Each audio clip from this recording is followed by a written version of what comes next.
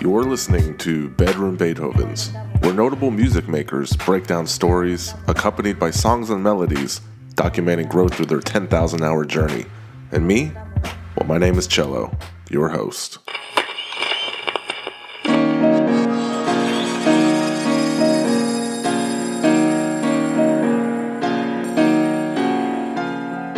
I am a bedroom Beethoven.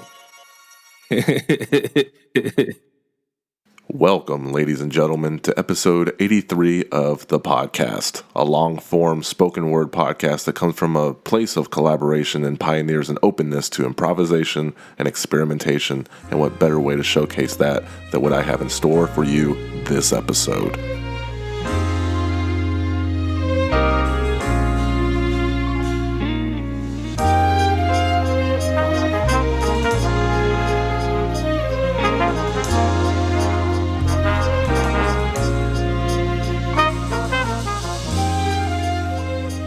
My guest this week is...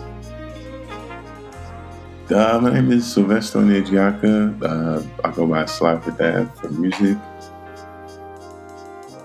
I played with Prince, Taylor Swift, Quantic, Stevie Wonder, a bunch of random other people.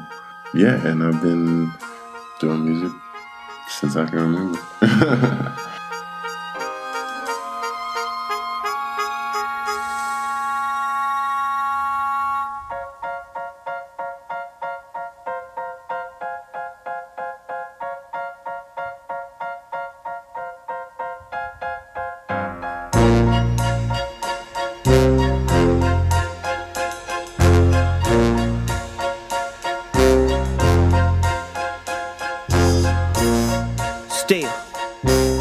Still doing that shit, Andre? Oh, for sure.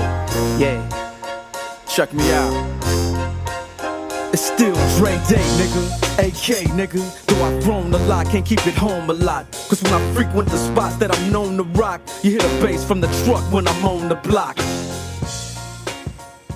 Sly5thAve is the project of multi-instrumentalist, composer, arranger, and being a producer whose sophisticated compositions are shaped by his faith in hip-hop and deep understanding of soul and jazz.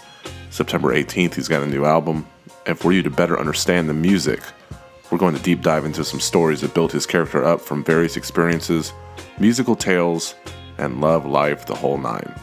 Shout out to the 5-7 collective, the Bossman J57, just to let you guys know that if you hear any music in this podcast, aside from the outro, please believe that it comes from him, and it couldn't be possible without his talent and generosity. Real quick, please visit the website, bedroombeethovens.com.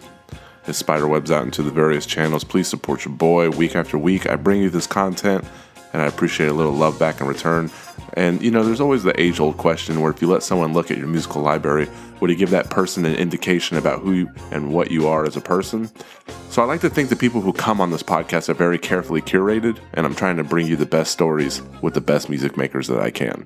And this episode is no different. So strap in, turn up the volume, and enter the world of Sly5thAve. Let's get it.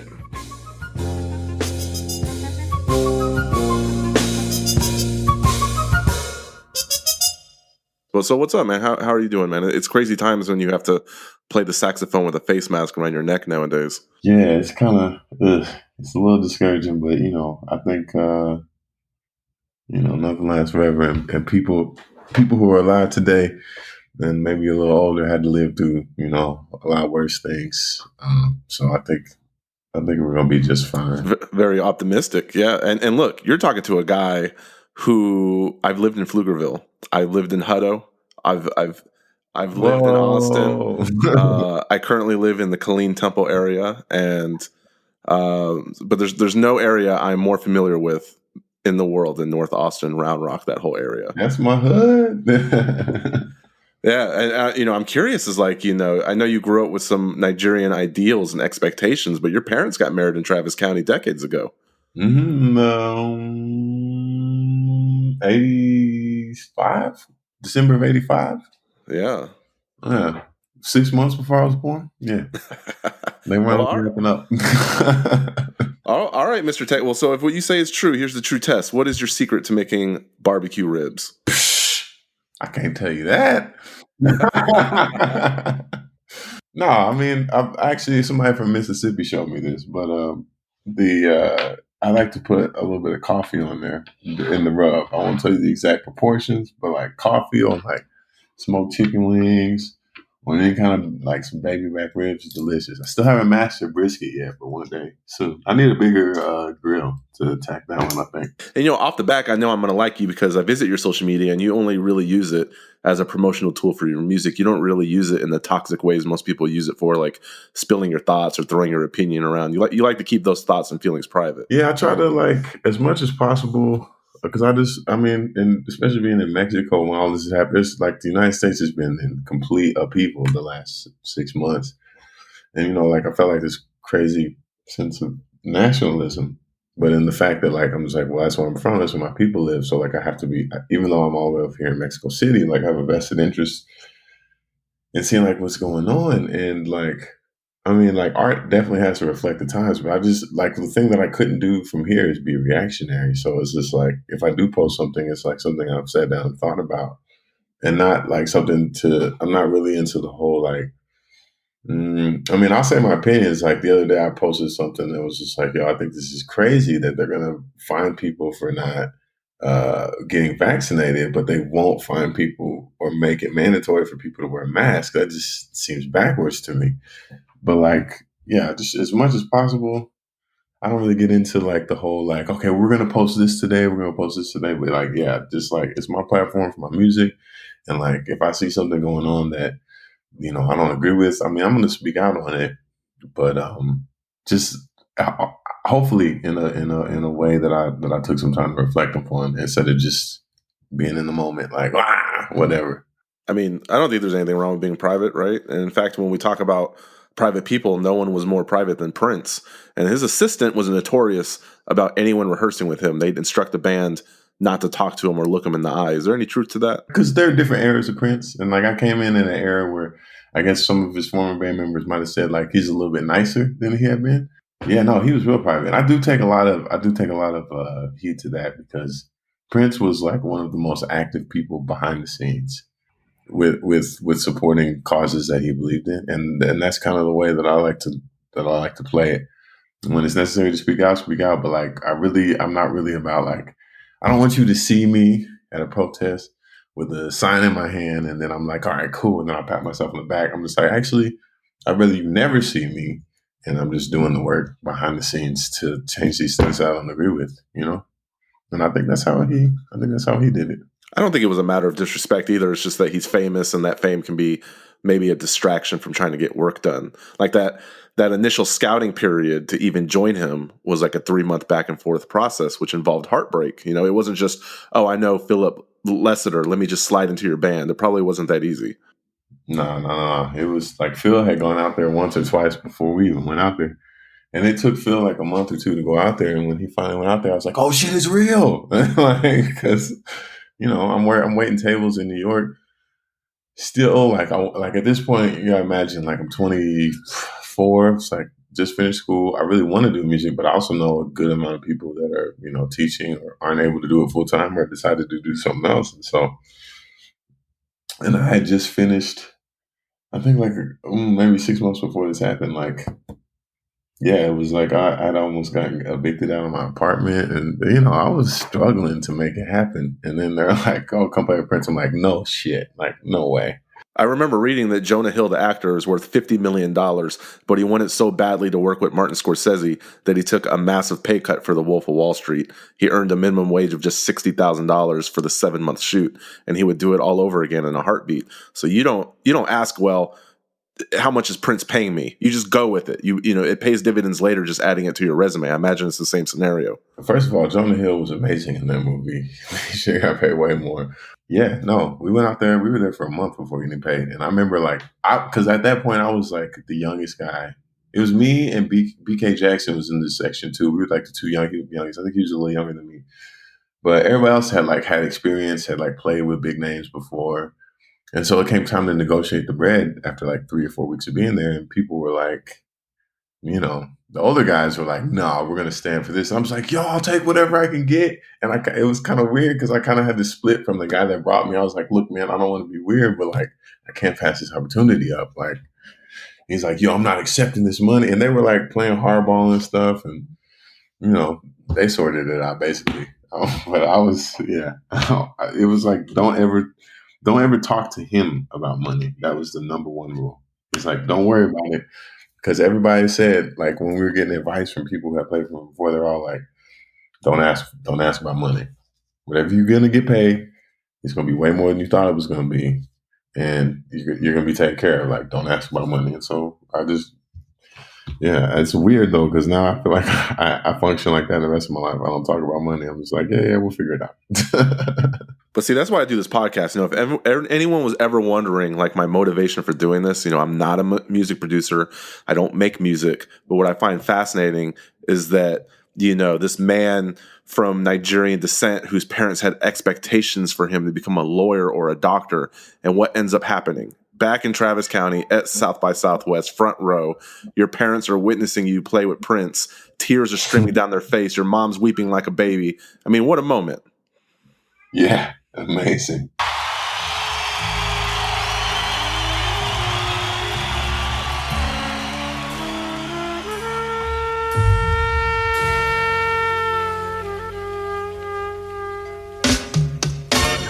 Young is the night.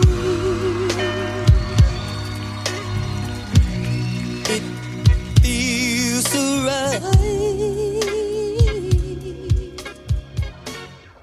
You know, my parents were into hip hop, you know, kind of through me, I guess, but not like super fans. But it's like Prince, who was my Bible growing up, and then Tribe Called Quest is opening for us, which like I was like, kill them, fine. Like I got a chance to see like Tribe Called Quest together, like in true, like they tore it down. And my mom was there, and my mom came to me after the show. She's like, you know, Prince getting kind of old, but you were amazing, baby. And I don't. Let me educate people on like the landscape of Travis County. There's not that much hip hop in Austin. They want to keep it weird. They have the indie, they have the rock, they have the blues. Yeah. The only way that a kid our age gets hip hop in their veins is they have to rush home after school and put on Rap City's The Basement or 106 in Park. And in the 90s, you really had to go out of your way to inject hip hop into yourself in Texas. Yeah, and I remember when it kind of started to make like, maybe like when I was graduate, like 2004, when I graduated from Pflugerville High School. But that was when they had the beat 104.3. It was a couple years old at that point, which was more like, you know, programming along those like more rap and like R&B type things. Because it used to be like there'd be like a 1 hour segment, or like you have to listen like really late at night. Or we were about 10 years behind everybody else. Did you have any siblings growing up in that area? Yeah, I had a younger brother. He was he actually is living in Pflugerville right now. But yeah. Is his name Michael by any chance? Yeah. So Michael, he went into the Navy and was stationed at Pearl Harbor. Yeah, he was there he served in the Navy for 6 years. So he took kind of a different path than music. Yeah, but you know what's crazy is he's actually really musical. Like he plays guitar really well, he sings really well, and that's what he would do in his free time. Because I feel like the Navy almost drove him crazy. You know, my brother, and he said it drove him crazy too. Yeah, I mean, you imagine like I remember working on a cruise ship for 4 months, and I was losing my mind, and we had like all kinds of recreational things to do, but like I couldn't imagine being on. Like the longest we were at sea was for like a week at a time, you know, but he'd be gone for like 2 or 3 weeks, 2 or 3 months at a time. And it's a small, uncomfortable ship. And it's not, the purpose of it is not fun and luxury. So you're working and yeah, I don't know. And my 2 cents to talk shit about the U.S. government is, you know, my brother served in the Navy for 6 years and he came to them afterwards and was like, I'm having trouble sleeping because who knows what they subjected him to. And they denied his disability. He tried to claim disability. They were like, nah, sorry, we're denying you. That's crazy because like if you have sleep apnea, they give you like 30% disability. You know what I mean? Like I heard like if you just scrape your pinky finger, you get 5%. So that's really unfair. Yeah, I feel like there was some like political happenings going on. I don't want to speculate because I don't really know, but I just think it's messed up that you can get 6 years of your life serving and like a distinguished service. Like he wasn't like an average person in the Navy. And then they kind of write you off when you ask them for help. I thought that was a little backwards. Well, shout out to Michael. Pflugerville's a really nice suburb. At least there's no crime. It's nice, so it's a good area to be. And there is another area that I'm very familiar with called the Clubhouse. I'm friends with J57, and Yeah.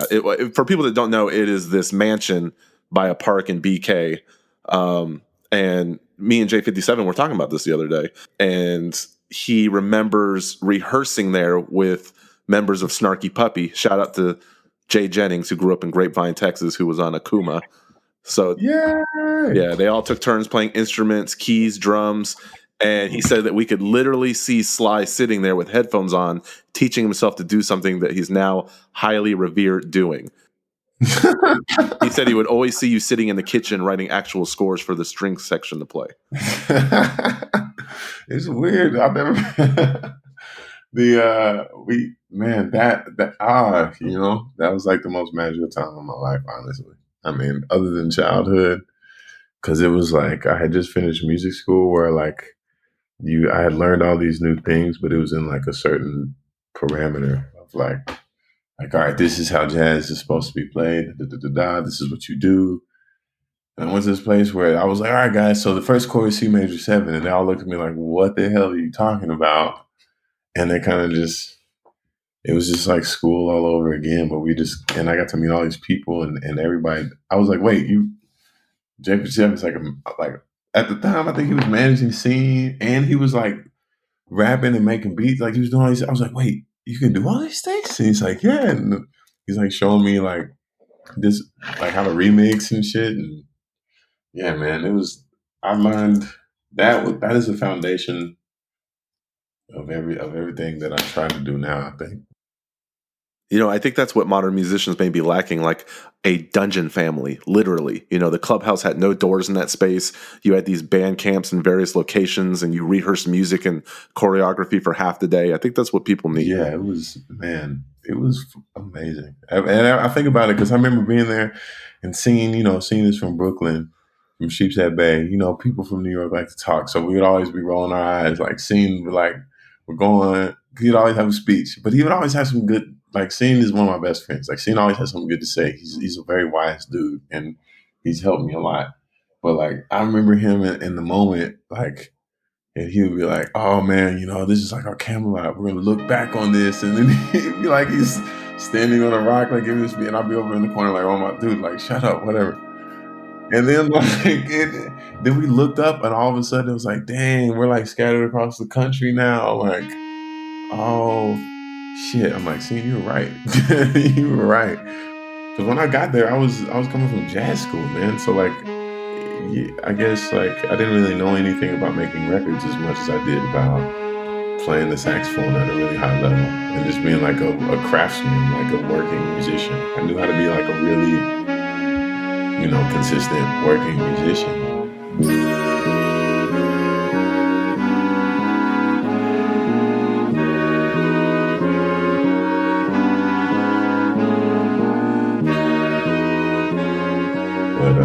Tanisha learned how to produce there. Scene started singing there. Like,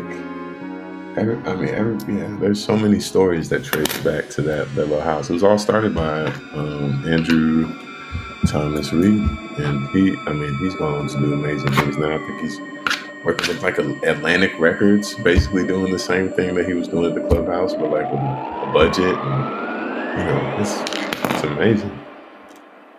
I mentioned Jay Jennings, of course, in Grapevine, Texas. But interesting enough, he went on to study music at UNT, where you went as well. In fact, Snarky Puppy formed at UNT, and the band has had roughly 24 rotating members.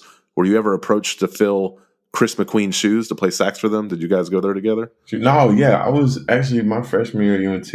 I was at the first Snarky Puppy show, and it was more of like an experimental. Like I followed that band literally from the very beginning when they used to play shows like in the dorms and stuff. And the first show was at Uncommon Ground Coffee House, and it was a completely different lineup. but it was still Mike League, and I don't think Jay was there yet. It was Clay. It was I don't know. It was Clay Pritchard. I'm not gonna go over our names, but yeah, I saw them, and then Jay was like this legend at school. Like him and Clay Pritchard were like the two, because they came in as freshmen and were just like kicking everybody's ass because they were just these like rebellious kids and just like practiced all that. Like they were just cold. They were cold at what they do, and they still are. But like, yeah. So like Jay was like this legend. I remember one day, like I was like 20. It's like my 30. I don't know. And I was at a bar, and like by this point, I kind of learned how to like sneak into bars and like or like sneak drinks like at shows and stuff. Like we played a show, and then like I had selected some beers, and we went out to the front bar, and Jay was sitting there just like at the bar by himself, and I sat next to him. I was like, "Yo, what's up, man? You're Jay Jennings," like nerdy little kid, and he's like, "Yeah, you want a shot?" He was drunk. He just doesn't drink anymore, but like you know, we were young. He bought me my first shot at a bar, like my first over the counter shot that I didn't have to like sneak from the cooler in the green room, and then like we weren't like really close then, but then fast forward. Now he's one of my best friends. We lived together for several years. Yeah. But when you say like, oh, when I went into the Clubhouse, I was just getting out of jazz school. What people don't realize is the jazz studies program at UNT is world renowned. They have an ensemble called the 1 O'Clock Lab Band that has been nominated for numerous Grammys. And kind of like how the Groundlings is a breeding ground for comedians who eventually go on and become cast members of like Saturday Night Live and movies. If you're in that band, it's a launching pad to become a professional musician. It is, and I think I'm definitely not one of those people that I can't knock school because I owe so much to it. Like when I got out of school, I still had on my blinders, kind of like I just had a different mentality, kind of like the right and the wrong way to do things, and yeah, no, but like the basic, I consider myself a saxophone assassin. I may not be the best saxophone player in the world, but like, I'll go toe to toe with you. Like, let's go. Because I've studied it my whole life, and that's what they equipped me to do. And so, like, yeah, I think it's an amazing school. Yeah, look at the guys that you played with. There's remember Michael D'Angelo? He is a Grammy-nominated drummer. Ryan Davidson, Grammy-nominated guitarist. And I'm pretty sure if Luke Brimhall didn't join the military jazz band, him and Trombone Shorty would have gotten nominated for Grammys for their trombone skills the same year. Yeah, Luke Brimhall's beast. Man, he came in my last year. I was like, where'd you come from? But what's ironic, though, is you thrive in arranging. But in school, you almost failed arranging in school because you blew it off. Yeah, I was into like recreational drug use. I had because in high school, I was like class president, homecoming king, didn't smoke, didn't drink. I think I maybe like dabbled in marijuana like a tiny, tiny bit at the end. But then I got to college, and it was just, yeah, I don't know. I just kind of tried everything. But whatchamacallit? I had an arranging. I had this teaching assistant. We were assigned like teaching assistants in addition to the main professor. My teaching assistant, his name was Carl Murr. He's a complete hard ass. And I used to think he was just messing with me because like I would show up to the class like I've been out all night the night before, or like, I remember I like took acid for the first time and then like came to class the next day and was just like, and he's just like all up in my face, just giving me shit. But I realized like later, because him and Jay were really close because they played together with Toby Keith, and we actually saw each other right before this whole pandemic at Jay's wedding. But I realized eventually it was like he was just in my ass because he's like, "Look, dude, you know this stuff. Like, why are you over here? Like, why are you half-assing it?" But he would continue to check up on me. Like I found out through Jay, and through time and reflection, I was like, actually, that's probably one of the best teachers I ever had because he made sure that I knew that shit, even though I barely passed it, to a point to where when I came back to it later, that I can be like, oh wait, I already learned this.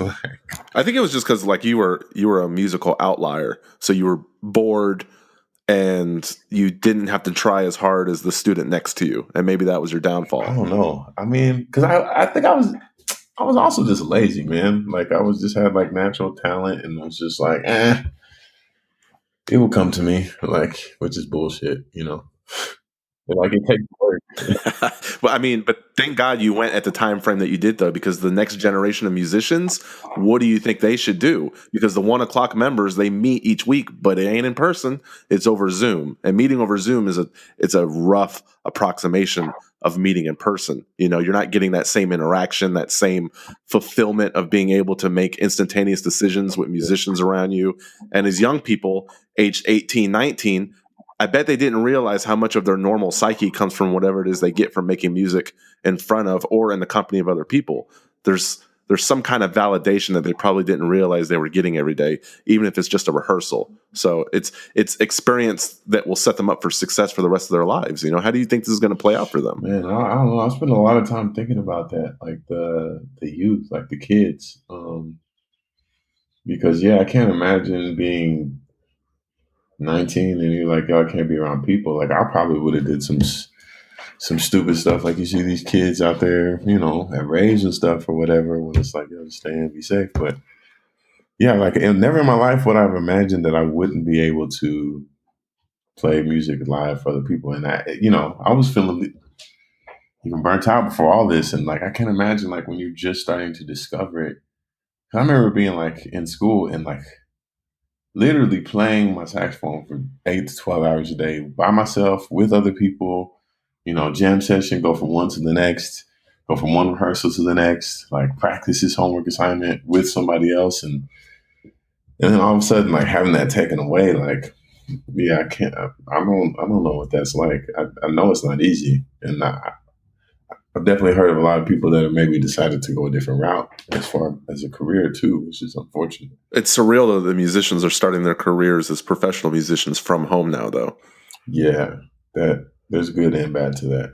What's I think the bad's obvious. What do you think? What good comes out of that? Good is that there's no there's no gatekeepers and there's no gatekeepers. It's good that there's no gatekeepers. It's bad that there's no gatekeepers because it's like, you know, you don't have to get some A&R to improve if you wanna do something experimental. You can just try it and you can put it out there and you can get better and you can workshop it yourself, and there's all kinds of information you get online and it's super useful. Yeah, and I also think another way for people to create music is the way you did, where you got to I think the whole journey from like New York, coming from Nigeria and from Texas, was also part in order to explore familial traditional as well. And I feel like you're using, you know, and correct me if I'm wrong, but I feel like you're using the vehicle of music to learn about the world, other cultures, from Brazilian jazz. I mean, on Akuma, you use the goblin drum, the djembe. You got New York jazz playing with Hajime Yoshida, nurtured his love of music from Japan, so you can pick his brain about music and culture. And of course, we're starting to see a pattern here for the listeners playing along at home.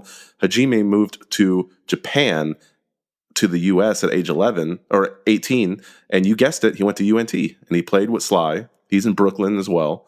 So the digger we deep, you know, I'm seeing patterns here with the talent that you surround yourself with and the different levels of experience, culture, and aesthetics that they create when you arrange everything together. Yeah, I think music is a gateway. I mean, it's been like we're in bad, like we can be, I mean, maybe not currently, but it's an opportunity to be like an ambassador or something, you know, like to represent an ideal, I guess, like with this, and to learn, like, yeah, just to learn about different things, man. Like the whole election stuff went on, and you know, politics, whatever you believe, but there was a lot of ugliness going around, like around the world, especially like when you leave America as an American, like first thing somebody's going to say to you, especially in Europe, because those smart ass motherfuckers. Sorry, that's really bad language. But like, I feel like, you know, I would go to like France or England or like Spain. I'd be like, I would greet somebody on like a human level and be like, you know, hey, what's up, man? I think what you're doing is amazing. Or like, oh, I'm so happy to be here in your country. Like, it's a great place. And they would greet me with something else. And they'd be like, "Oh yeah, America, blah blah blah blah blah, Trump, da da da da da da, bad bad bad bad," whatever. And I guess I don't really live my life that way because like yeah, most of the musicians I know are like from different places or from diverse backgrounds. So like like when I got to school, it was like immediately like everybody in my band looked and thought different than me. So like when people meet me with that attitude, I'm just like, okay. But yeah, we're kind of ambassadors of culture and just like if I think if you're worth your salt, I don't know, is that the term? You're trying to constantly learn more, and then in constantly trying to learn more, you realize that you don't know everything, and you got to lean harder on other people around you. Like Hajime, like Keita, like Ross, like Jay, like Denisha, singing everybody at the Clubhouse, who are all different, who all live their lives differently than me. But yeah, I don't know. I think it forces you to be in tune with what's going on. Because if you make it in a vacuum, I don't think you can really connect with people in a meaningful way. I think we covered a lot, man. So this new record, let's talk about it because we're coming full circle because we chatted about the Clubhouse where Denisha came out of too. A decade later, she's on 2 joints with you. The Homie Science is on there, Marlon Craft. I know that there's concepts of long distance love, but I'll let you tell the people a bit about what it is, and you have the floor. I mean, yeah, it just came from all of this whole journey, like from jazz. Because when I graduated from college, I literally went to New York with like my professor got me fired up. He's like, "Yo, when you go to these jam sessions, you gotta kill everybody." Like I went to New York, like, man, I'm about to be the best saxophone player in the world. I'm gonna get a gig with a big band. I'm gonna play with this person that's older than 60. I'm gonna play with this person that's older than 70. I'm like, I mean, which is fine. Like, I welcome the opportunity to play with legends who've done this for way longer than I have. But like, I had a different mentality, and then Clubhouse kind of showed me some different things. And then while we were there, started doing the Club Concert Chamber Orchestra. What it is was kind of just kind of the culmination of everything that I've learned up to this point, in all the worlds. Kind of like the announcing of a new direction, like a new resolve. Not even new as much as it is a continuation of the same thing that's been happening, but yeah, it's just it was an attempt to separate myself from jazz school, from the saxophone, and from everything that I guess I was trained to do formally. That I was like, oh well, because like I put as much as other people put these labels on us, we put these labels on ourselves, and in my mind, I'm thinking like, all right, you're a jazz saxophone player, and then started doing the arrangements and stuff, and people were like, "Oh, you're an arranger." I'm like, I don't know. Like Quincy Jones is an arranger. Like this person is an arranger. Burt Bacharach is an arranger. Klaus Ogerman is an arranger.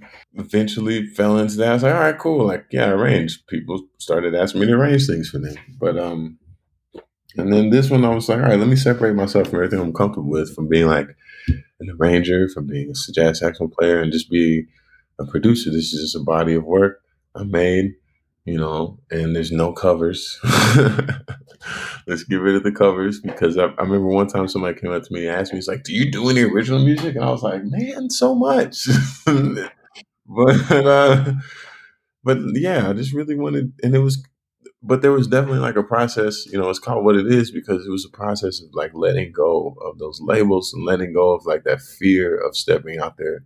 Because, when you think of like a Terrace Martin or like you know, even Quincy Jones, we use him again, or whoever else, like that's like a reputable guy, Once you say you're a producer, it's like you're competing with those guys. And so I don't know, like the letting go of the fear of stepping out there and just be like, oh, this is what it is. What like it literally is what it is. It's like I made this.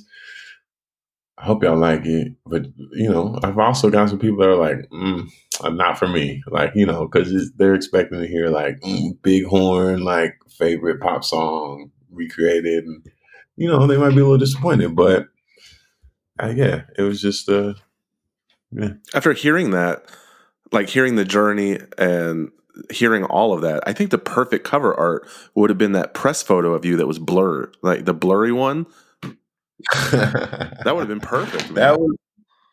That was a contender until I found Victoria Topping. That was a contender. I was like, yo, can we just use this? Like, I look at that photo and like I hear the explanation and I was like, man, the cover art you got now is dope too, but man, that would have a really good explanation behind the chaos behind like that photo. Yeah, it's literally, that's how my head felt.